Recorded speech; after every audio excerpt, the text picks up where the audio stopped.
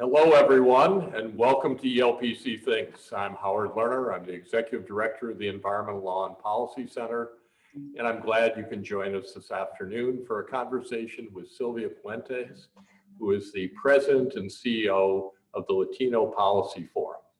Sylvia will be talking about the impact of COVID and redistricting, particularly on the Latinx community. Illinois, as some of you know, is losing a seat in Congress. On the other hand, the Latinx population of Illinois is growing. How does that play out in the context of redistricting?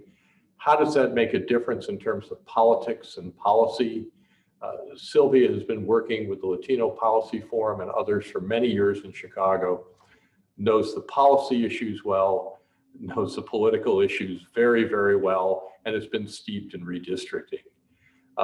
Over the next 2 weeks, the Illinois legislature is likely to decide what to do with redistricting, what the map will look like in terms of Congress, in terms of state legislative districts, and maybe in terms of the judiciary in Illinois. So this is an interesting and an important opportunity to learn more about redistricting, how that's connected to policy issues, including environmental issues in Illinois, and particularly the impacts of COVID-19. With that, I'm going to turn it over to Sylvia Puente. As you know, after Sylvia talks for a bit, there'll be time for Q&A, and we'll have some good discussion. And then we will be posting this up on as a webinar. You'll be able to share it with friends and colleagues. So with that, thank you, Sylvia, for joining us, and we really do look forward to your comments today and the conversation we'll have. Great. Thank you so much, Howard, and thanks to the organization for hosting me this afternoon. And thank you all out there who are listening in on this conversation. And I'm a data geek at heart, so I love to start with the data and the slides, right? So hopefully I'll be able to get through these relatively quickly because I want to obviously have time to engage in the conversation as well. But I have to share, and so my disclaimer is, like I think all of us doing our best in our personal part to take care of our Mother Earth and our water and steward that, but it's not an issue of the Latino Policy Forum. So I am very much a novice with respect to issues of environmental justice. So the Latino Policy Forum, hopefully most of you know, we're a small nonprofit located here in Chicago. We have about 17 staff. And really work on issues in the pursuit of equity for the Latino community, given that we are now the state's, the county, and the city of Chicago's largest quote unquote racial and ethnic minority. And just a point of personal privilege here. I run the Latino Policy Forum. We work on behalf of the Latino community. I don't personally use the word Latinx.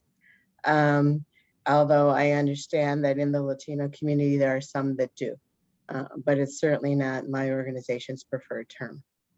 So just a little bit about, as I mentioned, our goals are to work in the areas of improving educational outcomes, advocating for affordable housing, promote just immigration policies, and strengthen leadership. And we have a leadership development program. For the last 4 years. We've brought together both Black and Latino community leaders to really foster relationship building, trust, and a shared agenda for community improvement. And I can talk for hours on any of this with an understanding that advancing Latinos advances our shared future. Next slide. And so I'm not going to go into this a great deal, but I just thought important, especially this is a little dated, but as we look at population change and as we think about redistricting, we've all heard the reports about how Illinois is losing population, although the official 2020 census count says that we're about flat. We haven't really lost in the aggregate a lot of folks, but you can see by this chart, we have lost a considerable, almost over 400,000 white population from the state of Illinois over the past 2 decades. And almost all of the growth has been in the Latino community, well over 600,000 more Latinos living in the state of Illinois. Next slide. And most of that is actually coming from immigration. I mean, it's coming from individuals who are US born, but not from immigration. I think we calculated that well over 90% of that growth are individuals of the Latino community, are individuals who were born in the United States. And just a few slides on how I think about what I'm beginning to say is the paradox of the Latino community, and the paradox in that we see competing trends that are both accelerating at the same time. And we see them in the areas of income, education, and I'm going to highlight that just a little bit for you here. And that really significantly, the good news is that, again, over the past 2 decades, we've moved to about 1/3 of Latino households earning over $75,000 a year. While that's the lowest among all groups, it's a significant increase from what it was just in 2000.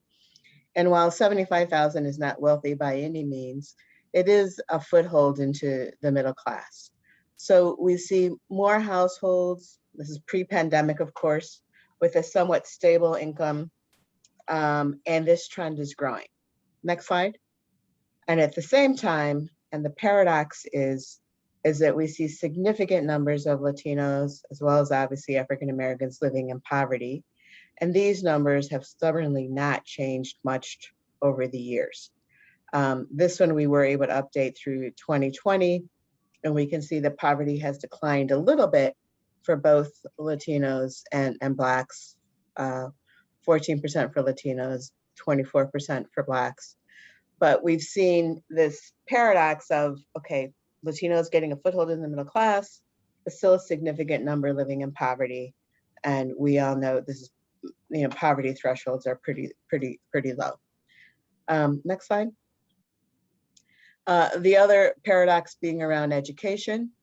And here the good news, the positive side of the paradox, is that we see an increasing number of Latinos with a college education.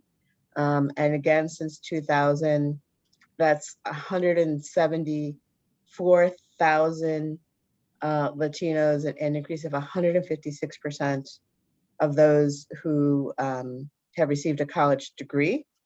So that's the good news of the paradox. And the next slide. But at the same time, overall levels of college completion are very low. And what this shows us is that, again, we're looking at 3 data points, 2000, 2016, and 2010.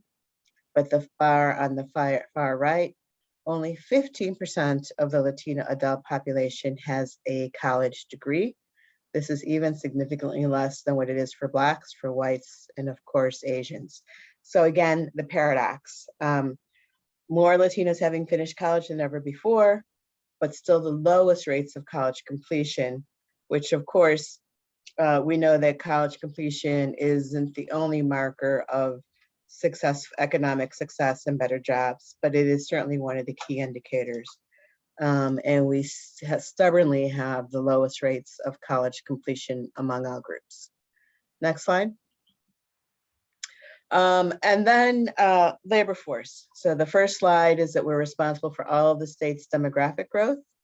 This slide is showing that we're responsible literally for all of the state's labor market growth. And to calculate that, if you look at the bars on the far right, the difference between 6,230,000 and 6,668,000 is about 437,000 people. And when you look at the Latino bars, the difference between 653,000 and 1,090,000 is 437,000 people, right? So we are driving the state's labor market growth. So when I say that our success of the Latino community in the state are really intertwined, because prior to the pandemic, all of the labor market growth in the state of Illinois was coming from the Latino community. And so of course, this has influence far beyond the Latino community. It has influence for every business and corporate and entrepreneurial sector in terms of who are going to be the employees that they hire and where is their labor market coming from. And obviously that's tied overall to both, the significance of that is it's tied to education levels and what kinds of opportunities that presents, as well as being tied to the income trends that I showed you earlier. Next slide. And I have been racked, or I don't even know what the word I want to use, but have spent, my organization has significantly, I can't even say pivoted, because we've added COVID to every sector of what we're doing and what is the impact of COVID in the Latino community. But we've been very involved in launching a coalition called Illinois Unidos, IllinoisUnidos.com, which has very extensive information on the COVID crisis, with the overall goal of this amazing coalition of how do we really get shots in people's arms and reduce the impact of COVID on the Latino community. Because what this data is telling us is this is for every population group, for every 100,000 people of that population group, the number of people who have or have had COVID since the beginning of the pandemic. And this all comes from the Illinois Department of Public Health. And what we can see, that top lime green bar, was that for every 100,000 Latinos in the state of Illinois, 10,581 of them have had COVID. So that means that 10.5% of all Latino Illinoisans have or have had COVID, which is the highest among all groups. And we know that that's with only 6 to 7% having been tested. So the lowest rates of testing. And then you can see that it's basically the same for both Blacks and whites at about 6,900, or about 7% of each of those populations have or have had COVID, and 4,000 for Asians. And this is really significant because as we begin to think about and we're hearing in the recent data on what is the impact for the long haulers and those that are going to suffer with the long-term implications of COVID, we know that that will disproportionately impact Latinos. And we know that we really need to begin to think about not just the immediate solution of how do we get people vaccinated. And my greatest fear is that we begin to think that, people have been vaccinated and we have some level of normalcy, that we will not see these trends abate because we know that many, many Latinos are essential workers.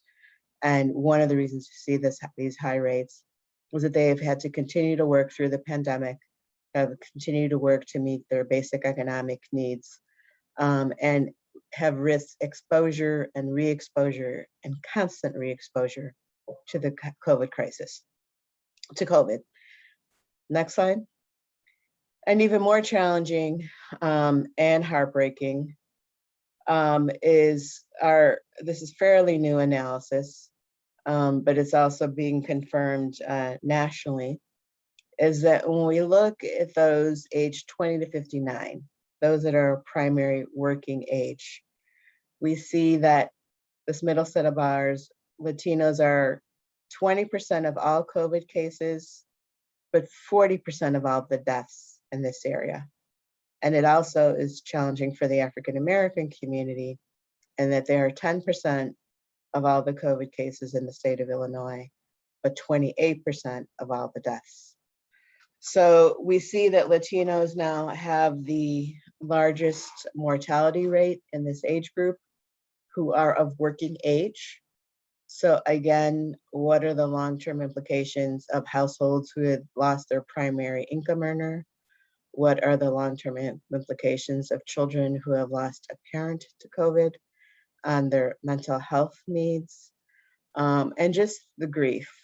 And I know that as we continue to recover, and I personally feel very fortunate and blessed in that my family has been healthy and safe, but realizing just the devastating toll of mortality and the grief, I think that is in our communities is how are we going to contend with this? And how are we going to contend with those economically who have lost their income earner? And what does this mean we are seeing programs to help with rental housing and mortgage is for those who have lost their jobs or lost their economic sustainability due to COVID. And there's some help on the way, but again, is that going to be enough? And so these are the Illinois Unidas is working to address all of these issues and much more. And I think I just have a couple more. Next slide. And I wanted to end with redistricting. So my bottom line from 10 years ago in the 2020 redistricting process, 2010 redistricting process, was it in true blue Illinois, the Latino community was shortchanged. And I do not feel, Latino Policy Forum and those we are working with, do not feel that we had the optimal number of districts created, nor were those districts of sufficient concentration. One of the shifts here is that we know that the African American community is very, very, very segregated. So it is much easier to draw districts that are 50% plus African American, where the Latino community is much more dispersed. So even with being 2.2 million people in the state of Illinois, we could have a good number of districts if we could draw them at 60 or even 70% concentration. But for the most part, that concentration density just isn't there. So we have done some preliminary analysis working with the American Community Survey data. And this is what we have submitted to our state legislature through testimony in terms of the number of districts that we think can be created and the concentration. And in that last column is what we see is the variance or the difference in Latino population from the current district. So -1 might be that the percent Latino concentration is 1% less. District 2 would be actually 14% higher. So we see the variance of what we think in terms of the number of districts and the concentration of these districts. And again, for Latinos to be able to elect the elected officials of their choice. One of the biggest shifts I think that we've seen happen over the past decade is that we've seen a good number of suburban Latinos elected over this past decade, where 10 years ago, I think we only had 2 suburban reps. We now have several more than that. And we also see the trend of Latinos getting elected from non-majority Latino districts. So I think that just speaks to the opening, the voters obviously electing the person that they think is their best representative. And we've seen that happen in suburban communities. And we have also seen voters elect non-Latinos in Latino majority districts. So I think as we move into this 2020 redistricting process, it's not as simple as saying, let's draw districts with the largest concentration of Latino population that we can, because we have all these other factors that are influencing who the electorate elects to represent them. So I've said a lot, I'm giving you a big download. Happy to step back now. And let me make sure, but I think that was my last slide. Yes, happy to have a conversation. I don't know if there's comments in the chat, Howard, or I know I just gave you a lot, so it's a lot to take in and digest. So, Sylvia, you gave us a lot. It was also very good to hear from you, and point well taken on Latino. Got it. The map you showed of the Illinois House districts, those districts look to be rather contiguous. There's a district around Elgin, there's a district around Aurora, there's one around Waukegan and Zion. They're a size that most people look at and say, oh, that's a reasonable shape for a district. The congressional district that Congressman Gutierrez represented and Congressman Garcia represents now is an unusual shape. And I understand that's because Latino population is dispersed in Northern Illinois. Have you looked at mapping and how you might, create a district that is relatively more like the House districts in the Illinois House that you showed for the congressional side of things, that people don't look at and say, whoa, that looks sort of weird and gerrymandered? Because the House districts that you drew for the state legislature look, if you will, like pretty sensible, good districts. And Aurora and Elgin are, two of the top 10 communities in Illinois these days. I think Aurora's number 2 and Joliet's number 3 after Chicago. Elgin's in there too, I think. Yeah, it's top 7 or 8 or something. Yeah, I think of Elgin because it's the second largest school district, but I don't. Okay, got it. I don't know if it's number 2 in population, but I know it is 2 in student population. Yeah, I think, Howard, what people, just to remind people, it is, no one would argue that it's not an oddly shaped district. But really, when it was drawn more than 20 years ago, it really was to be in compliance with the Voting Rights Act, which said that if you could draw a district to support the electability of community members to elect the representative of their choice, that you should, right? And so I think it has not changed over, I think it was actually almost 3 decades ago now when it was drawn. And yes, as we haven't actually drawn the maps on it, but it is possible to draw one southwest side district that would be majority Latino, and probably one northwest side district that might not quite be majority Latino yet. But when, there's the domino effect of, and this is, obviously gets into the political process of how these districts are drawn. We know that Illinois is going to lose 1 congressional seat. And then when you have that much of a displacement or redrawing of districts, there is the domino effect. And then what does it mean for every other district? Now, having said that, it is a challenge, and the Latino Policy Forum and the work we do, we stand in strong solidarity with the African American community. But while Latinos are about 18% of the state's population, African Americans are 14%. We do have 4 of our congressional districts that are majority African American, and right now only 1 that is majority Latino.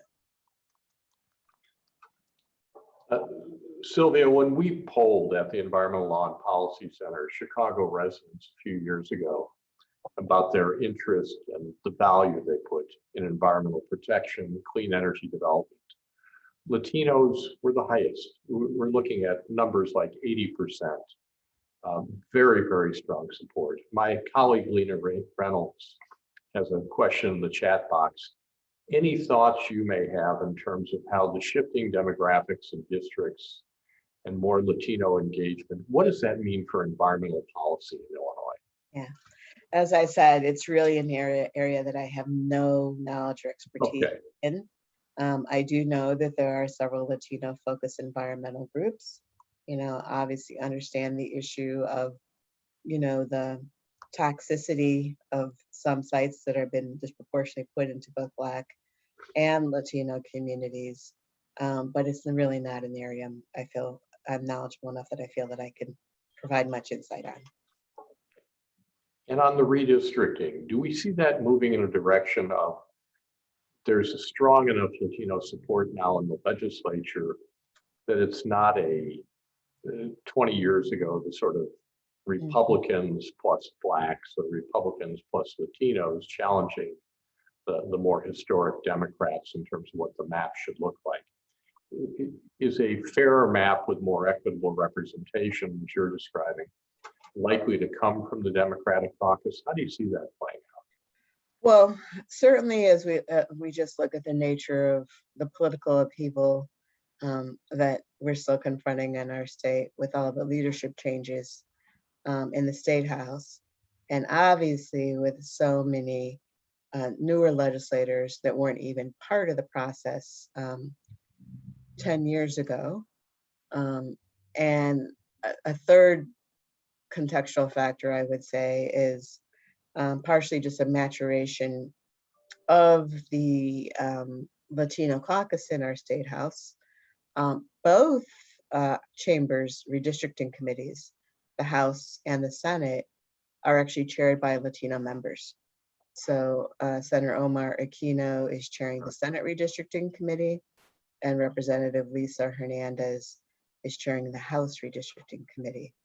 So I certainly know that they have to consider how the lines are drawn for all of their colleagues in both chambers, but know that obviously, given their affiliation, connection, and interest to the Latino community, that they'll be mindful of that.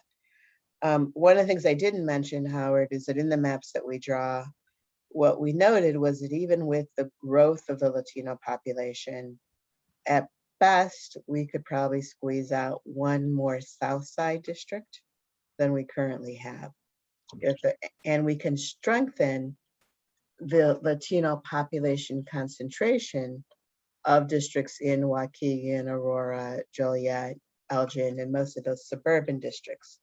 So but there hasn't been enough concentration to actually create more suburban districts, if you will. We were talking earlier about the largest cities in Illinois. And if you go back 20, 25 years, most people, if you said, hey, what are the largest cities in Illinois, would probably say Chicago, maybe Rockford, maybe Springfield. That's changed a lot. The second largest city is Aurora. The fourth largest city is Joliet.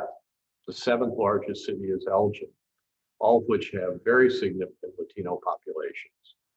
How does that affect politics and policy in Illinois? I mean, 10, 15 years ago, 20 years ago, most people wouldn't have looked at it and said, those are among the very largest city in Illinois. How does it play out? Your school district point and otherwise. Yeah, I think in a couple of different ways. That number one is that we don't have, compared to our numbers, we don't have equitable representation at any level of government, whether it's in the state house, whether it's on those town councils, whether it's in the leadership of those school districts. I mean, we're a long way from equity. The forum spends a lot of its time looking at education issues, particularly early education. And many of your participants might know that, we have more school districts in Illinois than any other state in the union, over 800. There are fewer than 10 Latino superintendents among those over 800 school districts. Wow. A long way to go. And we're 25% of the state student population, and much larger in all those municipalities that you mentioned, right? So we have a long way to go till we get to equity.